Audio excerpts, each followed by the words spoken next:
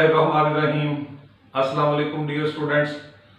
अमीर Hussain Ghazi advocate high court और Al Ghazi law academy Shahdara Lahore.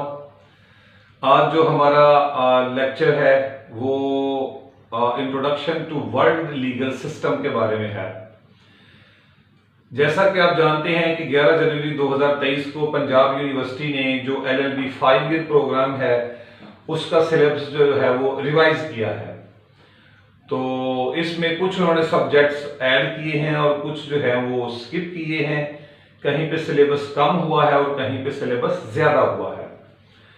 तो ये जो आज का हमारा टॉपिक है introduction to world legal system, इसके बारे में थोड़ी सी हिस्टोरिकल पर्सपेक्टिव ये है कि ये वाला जो सब्जेक्ट है वो पहले LLB 5 ईयर प्रोग्राम की सेकंड ईयर में था।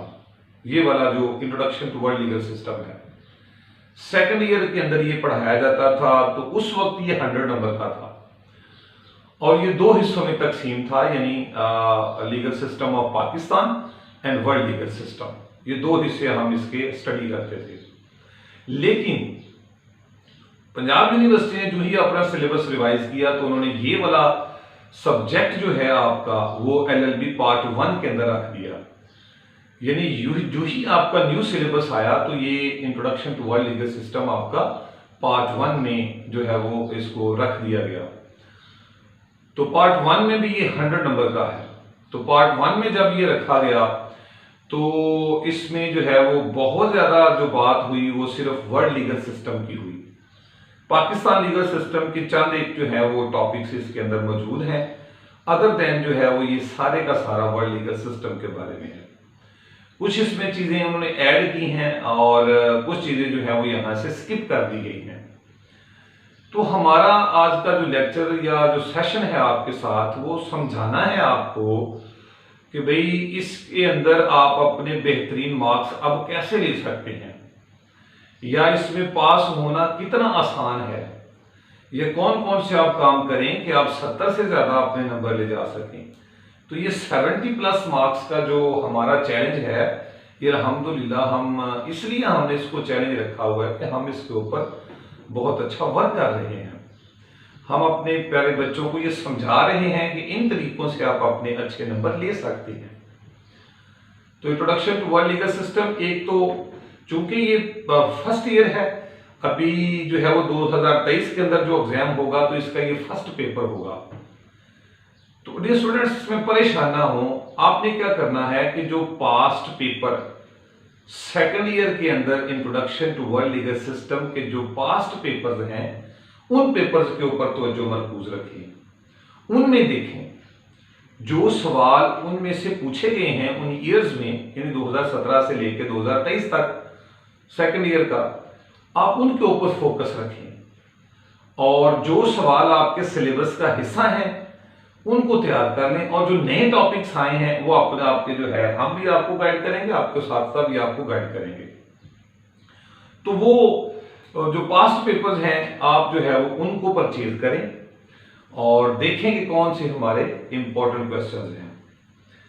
इसके अलावा अल गाजी लॉ अकेडमी आपको भरपूर अंदाज से गाइडलाइन देगी। हम अगले जो हमारे लेक्चर्स होंगे अपलोड करेंगे उसमें इसके इंपॉर्टेंट क्वेश्चन की तरफ भी बात करेंगे, इसके मटेरियल की तरफ भी जो है वो बात होगी। तो आज हमने सिर्फ ये बताना है आपको कि आप पास आसानी से कैसे हो सकते हैं और 70 से ज्यादा बेहतरीन मार्क्स आप कैसे ले जा सकते हैं। तो उसमें हमारी सजेशन ये होती है कि जब आपके पास क्वेश्चन पेपर आता है तो सबसे पहले उस क्वेश्चन पेपर के अंदर आपको 10 सवाल आएंगे, 10 में से आपने 5 करने होते हैं। तो जो आसान तरीन सवाल होता है सबसे पहले उसको अटेम्प्ट करें जिसका पास आपका मटेरियल बहुत ज्यादा है।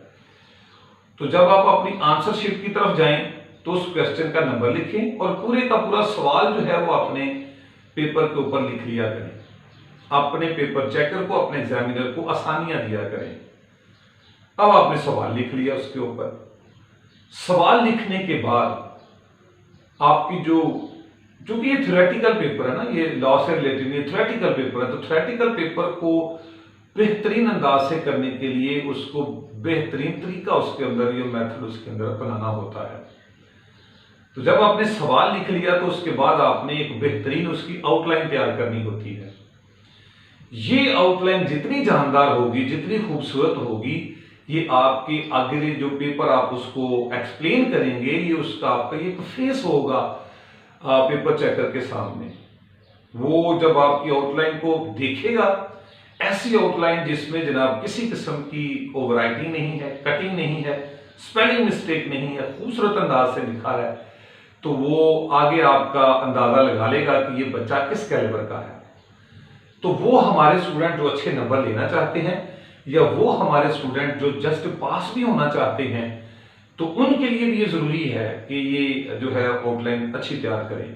कुछ ट्रिक्स होते हैं, कुछ बातें होती हैं जो आपको जो है वो आगे ले जाती हैं, आपका पेपर दूसरों से डिफरेंट होता है। तो जब आप ये काम कर लें, आउटलाइन आपने लिख ली, उसके बाद आप वन बाय वन अपने उसी आउटलाइन को एक्सप्लेन करेंगे। अगर आप देखें कि नंबर 1 पे आपने इंट्रोडक्शन लिखा है, नंबर 2 पे डेफिनेशन लिखी, नंबर 3 पे मीनिंग लिखा, और उसके बाद आपका टॉपिक, और फिर आपने कंक्लूजन लिखा। तो इस सीक्वेंस को आपने आगे बहाल रखना है, ठीक है। ऐसा ना हो कि ऊपर आप नंबर 1 पे इंट्रोडक्शन है, नंबर 2 पे डेफिनेशन है, और आप जब एक्सप्लेन करने लगे तो जनाब आप इंट्रोडक्शन के बाद फौरी मीनिंग पे आ जाए या मेन टॉपिक की तरफ आ जाए। जैसी हेडलाइंस होगी उसी सीक्वेंस को तैयार रखना है। इसके बाद इंट्रोडक्शन और कंक्लूजन, इनके ऊपर बड़ा फोकस करना है। इंट्रोडक्शन जो है 120 से 130 जो है वो वर्ड का होना चाहिए, इसी तरह कंक्लूजन भी इतना ही होना चाहिए। इंट्रोडक्शन जब आप लिखते हैं तो उसमें पहली जो दो लाइंस होती हैं उसके अंदर फोकस किया करें, उसके अंदर अपने पूरे टॉपिक की जो है वो बता दें कि आप क्या करना चाह रहे हैं, क्या लिखना चाह रहे हैं। सो इंट्रोडक्शन की पहली 2 लाइंस और आखिरी 2 लाइंस जो है वो इंतहाई मजबूत होनी चाहिए। होना तो वैसे सारे का सारा चाहिए, लेकिन इनकी तरफ तो जो मरकूज होती है। इस तरह आपका कंक्लूजन भी जो है वो बड़ा स्ट्रांग होना चाहिए। अब इंट्रोडक्शन और कंक्लूजन में फर्क मैंने समझाना है, जहां पे आप बहुत ज्यादा गलतियां कर जाते हैं। इंट्रोडक्शन का मतलब ये होता है कि आप जब द टॉपिक इन हैंड, कि जो थीसिस आप लिख रहे हैं, जो टॉपिक आप लिख रहे हैं वो है क्या। मसलन आप लिखते हैं जी वर्ल्ड लीगल सिस्टम के अंदर आप लिखते हैं जी historical perspective of Roman legal system, तो आपने सबसे पहले historical perspective of Roman legal system का एक शॉर्ट सा तारुफ देना है कि इसके अंदर ये पॉइंट मैं एक्सप्लेन करूंगा, और आगे कंक्लूजन की तरफ चलें। कंक्लूजन हमेशा आपकी अपनी ओपिनियन है उस टॉपिक के बारे में, ये फर्क है। इंट्रोडक्शन आप टॉपिक का देते हैं और कंक्लूजन आप अपनी ओपिनियन देते हैं उस टॉपिक के बारे में, ये फर्क है। तो यहां पे ख्याल रखना है इस चीज का। इसके बाद डेफिनेशन जब आप लिखते हैं, चूंकि ये थ्योरेटिकल वर्क है, यहां पे डेफिनेशन इंतहाई अहम होती है। जब भी आप डेफिनेशन लिखते हैं तो डेफिनेशन का रेफरेंस दिया करें, यानी ये किस ज्यूरिस्ट की है, मैंने इसको कहां से सर्च किया है, सर्च इंजन वहां पे लिखना है, ठीक है।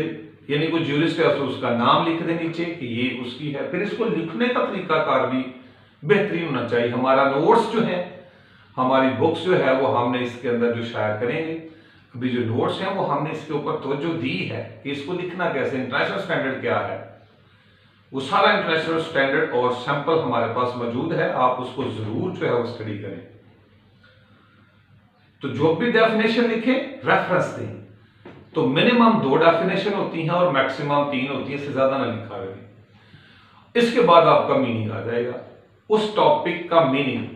बेसिकली जो डेफिनेशन होती है वो टू द पॉइंट उसकी वर्डिंग होती है ज्यूरिस्ट की या किसी भी डिक्शनरी की, लेकिन जो मीनिंग होता है ना वो एक वाइडर सेंस में उस टॉपिक के बारे में होता है, और एक वाइडर सेंस में जो है वो उसकी एक एक्सप्लेनेशन होती है, ठीक है।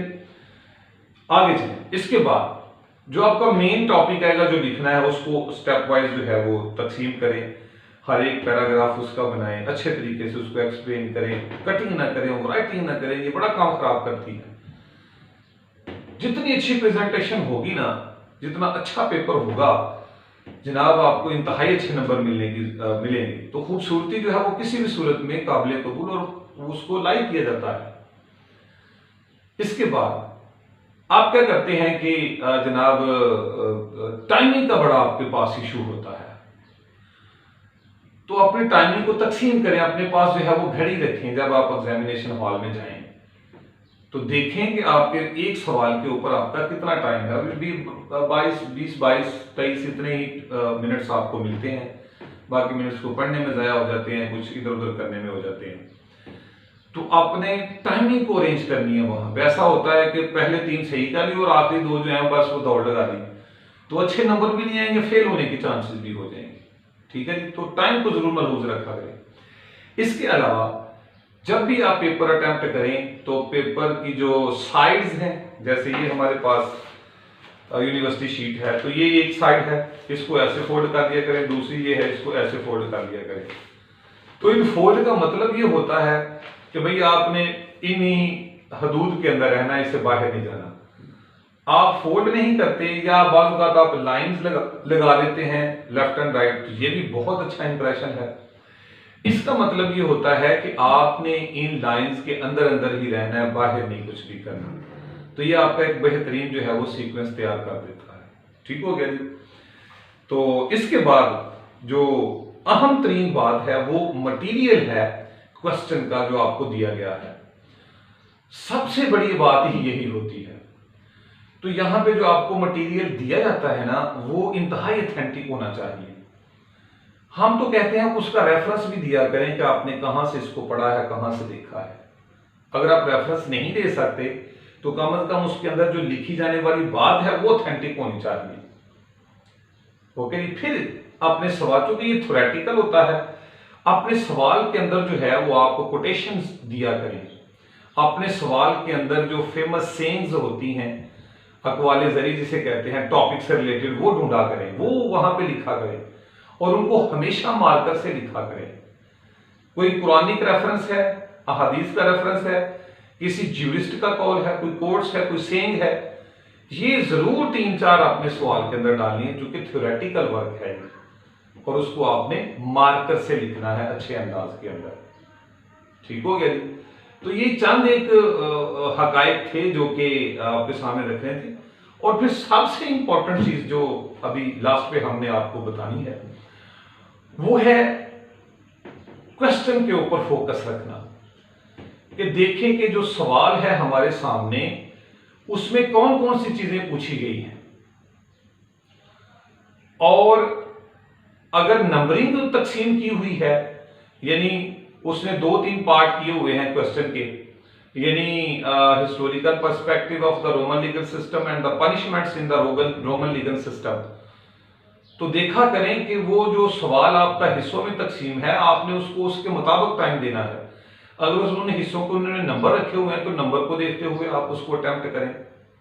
अगर नंबरिंग नहीं दी हुई, बात का तो सिर्फ 20 नंबर लिख देते हैं, तो फिर खुद भी समझा करें कि ये कितने कॉन्सेप्ट इसके अंदर दिए गए हैं। अगर 2 है तो 10-10 नंबर के हवाले से देखना है, और अगर 3 है तो उसको भी 20 के हवाले से 7-7, 8, 6-6, 7-7 नंबर के हवाले से देखना है।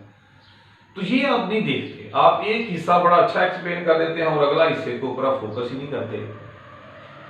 तो ये ज्यादती ना किया करें, क्वेश्चन को देखा करें जिसके अंदर पूछा क्या गया है, और उस जो पूछा गया उसके ऊपर फोकस रहा करें। तो ये हमने बहुत सारे लेक्चर भी रिकॉर्ड करो, एक लेक्चर रिकॉर्ड किया हुआ जिसमें हमने बताया कि अच्छे नंबर कैसे लेने हैं, टॉप पोजीशन पे कैसे रहना है, और आप एलएलबी में फेल क्यों होते हैं। तो हमारी ये इंस्ट्रक्शन जो है वो आपने पास रखें, लिख लें, सजेशंस हैं हमारी। इंशाल्लाह पास होना कोई बड़ी बात नहीं है और बेहतरीन नंबर आएंगे, आपका पेपर दूसरों से डिफरेंट होगा इंशाल्लाह। अल-गाज़ी लॉ अकेडमी के जो नोट्स हैं और एक्सपेक्टेड जो बुक्स आने वाली हैं उसके अंदर बहुत अच्छा मटेरियल रेफरेंस है उसके अंदर, तो इसको ज़रूर जो है वो आप देखें, अपने एग्जाम की तैयारी करें। और वर्ल्ड लीगल सिस्टम में आप परेशान हैं, न्यूली है, सब्जेक्ट आया है, तो आप हमसे रब्ता करें, हमारे पास इसके अंदर लिखे हुए बेहतरीन नोट्स हैं। So thank you so much. अस्सलाम वालेकुम व रहमतुल्लाहि व बरकातहू।